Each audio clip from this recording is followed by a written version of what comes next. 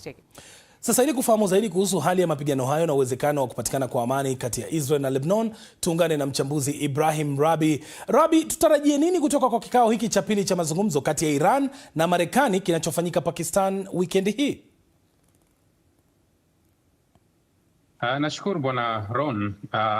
Imekuwa ni vigumu kutabiri nini kitakuja kutokea kwenye haya mazungumzo, lakini kwa uwazi kabisa pande zote mbili zinaonekana kuwa zimechoka na vita. Hata kauli ya Peter Hegseth ni kauli ambayo anaweza akaitoa baada ya kuwa ndani ya ceasefire, lakini wakati wa ceasefire huwezi kusikia kauli kama hizi.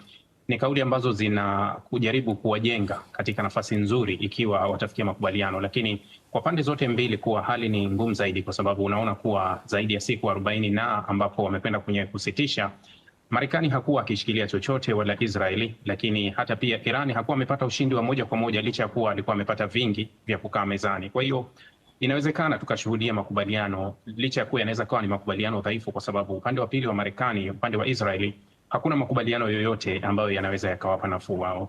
Naam, Rabi, habari ambazo zinatufikia hivi punde tu katika chumba chetu cha habari ni kwamba wapatanishi wamefaulu kuishinikiza Lebanon na Marekani kukubali kusitisha vita angalau kwa siku 10 zijazo. Ndizo habari za hivi punde tu ambazo zimetufikia. Je, hii inatoa taswira gani kuhusiana na vita hivi?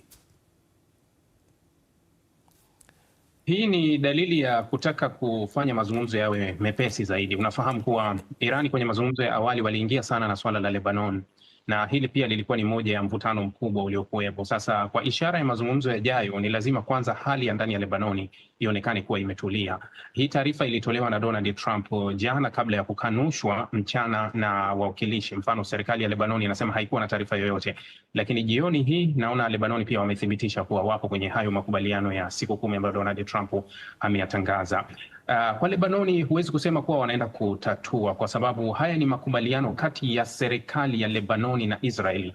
Nadhani ni kama vile unaenda kumtibu ambaye haumwi, mgonjwa haswa ni mwingine. Shida ya Lebanoni sio ya serikali ya Lebanoni, shida ya Lebanoni ni Hizbullah na Israeli. Sasa sijui watafikia wapi, kwa sababu mpango wa Israeli ni kutaka Hizbullah waweke silaha chini, kitu ambacho tangu mwaka 2006 walikwisha kukikataa, na hakuna uwezekano wa njia yoyote ya kusema kuwa hawa watakuja kuweka silaha katika makubaliano yoyote. Na Rabi, iwapo ajenda hii itazingatiwa na siku hizi 10 za mazungumzo, nini kinaweza kufuata na upi mstakabali wa vita hivi ambavyo vilianza tu kama mchezo kati ya Iran, Israeli na Marekani? Nadhani kuna vitu ambavyo vinaendelea hivi sasa na pande zote zinaweza zikapata kile zinazokitaka. Unajua, baada ya operation ya Epic Fury ambayo kiuhalisia ni operation ya kijeshi, haikuwa operation ya kutuleta kwenye meza ya diplomasia.